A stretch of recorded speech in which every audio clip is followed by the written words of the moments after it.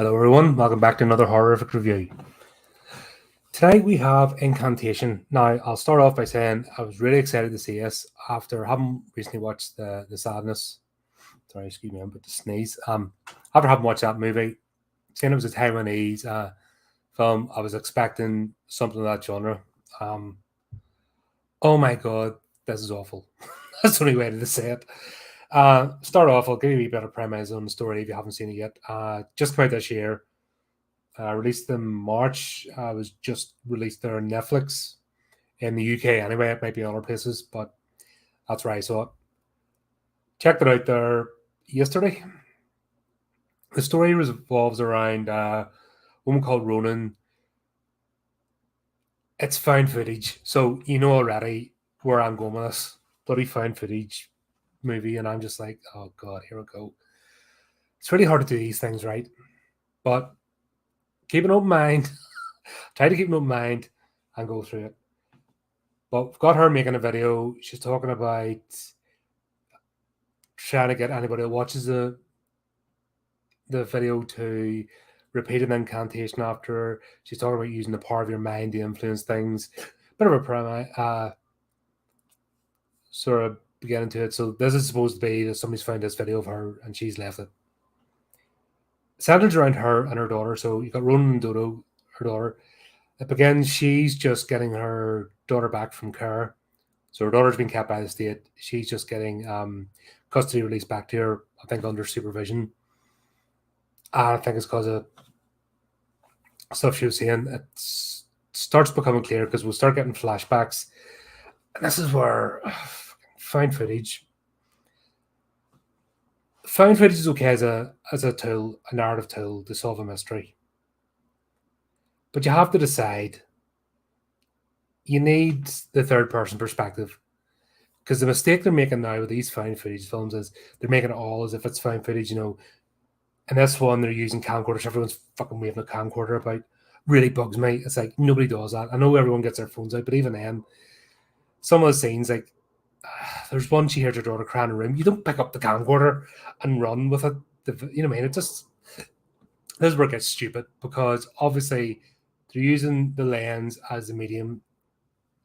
So they have to come up with every excuse in the planet to have the camera in. It was the same complaint about Archive 81, which had the potential to be an absolutely bloody great series. But when you had the main character run around like a demented banshee, waving a camera, and plus waving the camera and stuff, it just doesn't work. It's hard enough. You try getting your phone out and taking a decent video and not waving about the place. You look at anyone recording stuff, and there's abundance of it. It's a lot of it in this stage is done badly or on a tripod, so it doesn't work. So it turns out Ronan and her boyfriend Dom, I think that's Dodo's father, and another guy, Yuan, three of them are Ghostbusters. So essentially they're paranormal investigators. And we get flashbacks to this time through the camcorder because they took it to a remote temple and found worshippers of Mother Buddha, which I don't think it's the same. How do we look? I'm not too familiar with Buddhism, so forgive me if I'm ignorant. I am ignorant. I only got a quick glance to figure things out. But the Mother Buddha character that we try in this, I don't think it's the Mother Buddha in Buddhism. And it could be, this is dubbed, by the way, which doesn't help. There's something about when these movies get dubbed in the English, something's lost. That's why I prefer subtitles. I know it's not everybody's cup of tea, but personally, I prefer it because you get the flavour of the actor, you get their emotion in the scene, where when someone's narrating over somebody else's acting piece, it can come across flat, or they get excited in the wrong place. Oh god, there's this scene with the doctor in it that to try and solve things, she has to fast for 7 days. Then the doctor says, I can't do anything until she eats. Go get her to eat something. Because somebody's dubbing over that, it comes across really overexcited than what it should be and doesn't fit. And that's my problem with dubbing English over things. Bit of arrogance of Western culture, let's be honest. you don't have to speak every language in the world, but there's nothing wrong with it preaching in another language and just taking a bit of time to read. Now, not everybody reads fast, I get that, but subtitles are generally quite well done these days. Have been done for years. It was the first form of bringing foreign movies, and sharing art between different cultures. So I think it's a valid form. I've never liked dubbing. I don't think I ever will. Just that's me. And it really hurts this movie because I struggled through it. I mean, I think I paused this about 3 times, and I struggled to get through to the end. And by the end of the second act, I'm just like, oh, come on. I know I committed myself to watching this. I can just get through it. And that's the way I felt. I mean, you're feeling that exhausted watching a movie, it's not good. And I watch a lot of foreign movies, and I grew up on Hong Kong martial arts movies and Hong Kong ghost movies, which are fantastic. So it's nothing to do with that aspect. Just the double in this case really contributed to what was a weak storyline. So they, in the flashback, we started to find out because Ronan has had to get treated psychiatrically.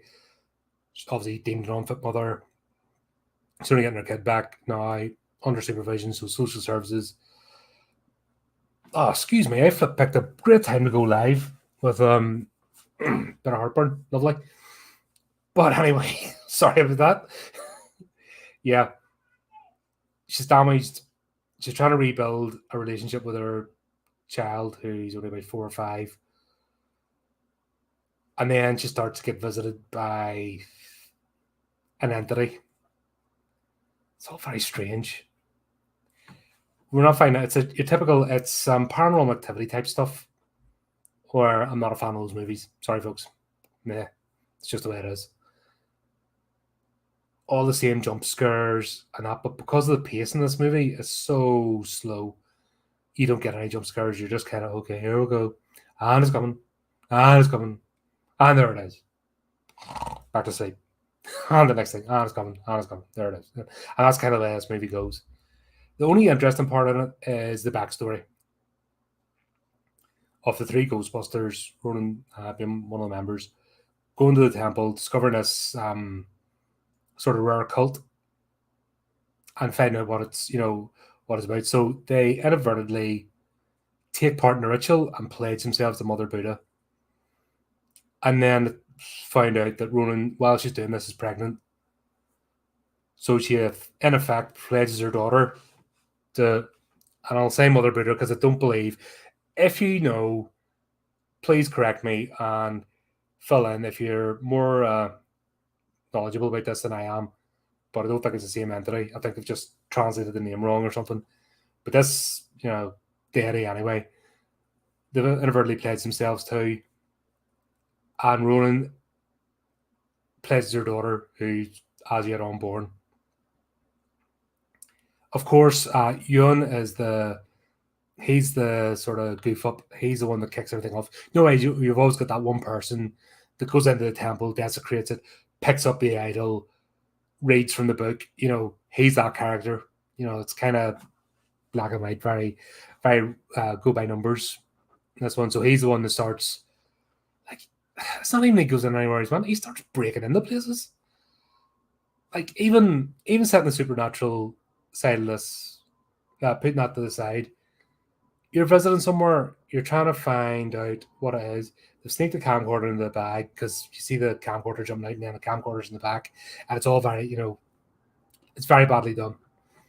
Like most found footage movies are. They're all very badly done. Sorry, Cameron. I know you're trying to convince me otherwise, but I'll try and watch that one you were telling me about, the 4D one, but I'm not a fan.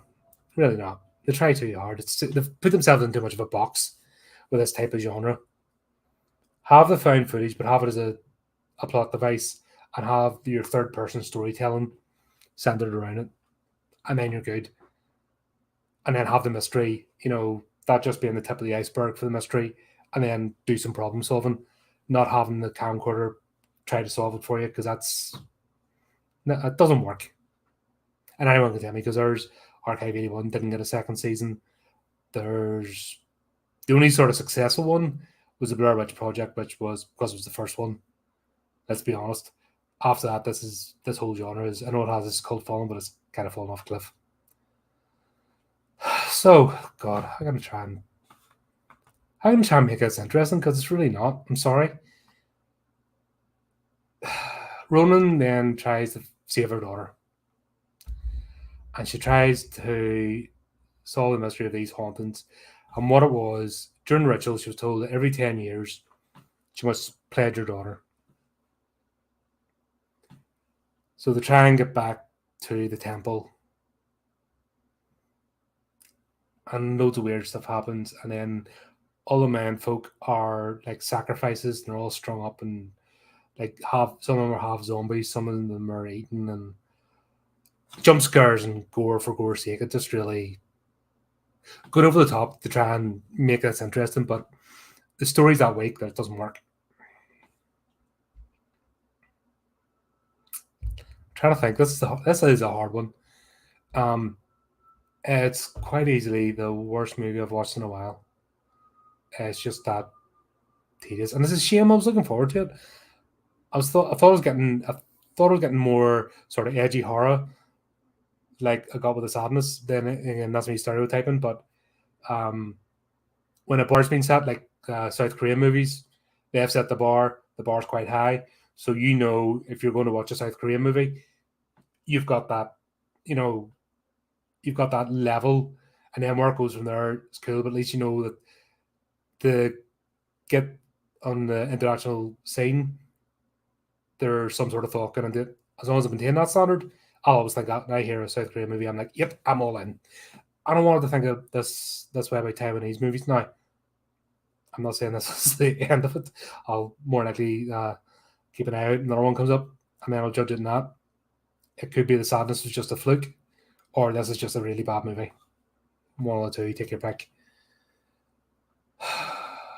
God. So Ronan's going doing research, and then you've got Yunan. I think that was the supervisor of the social services where Dodo was kept. He has everybody call him Daddy for some reason, which is now I know in Chinese culture, I know Taiwan isn't part of China, but similar sort of cultures. I know uncle, father are honorifics. So I'm finding that it could be just a lost in translation thing. But it just comes across wrong. This guy, as the hero, comes across just not right. But he tries to help her to go through the plot, blah, blah, blah, blah, blah. Goes through the plot. It's really meandering and not exciting to watch at all. Then finally return to the temple. Ronan goes in, all things start creeping up and going boo, boo-tastic, woo, woo, woo, all that kind of stuff. And it finishes off with Ronan sacrificed herself to save her daughter. And then it goes back to, you think that's the end of it, and then flicks the other one with Dodo lying there, giggling the camera. And that's it. I was disappointed, as you can probably tell. Yeah. If you want to watch it out of morbid curiosity, go for it, but don't expect to enjoy yourself. And I know it's quite harsh, but have to call how I see it. And this was a hard one. I really felt like wading through treacle getting through this movie. So that's my review. Hope you enjoyed it. Keep an eye out on our channel. Keep an eye out for other segments. As usual, I'll be doing horrific tales. Happens on Fridays. Another new episode coming up with more unboxings. We're on Sunday again for live streams. Subscribe to the YouTube channel. Keep up to date with all our social medias. And until next time, folks, keep it creepy. Keep it horrific.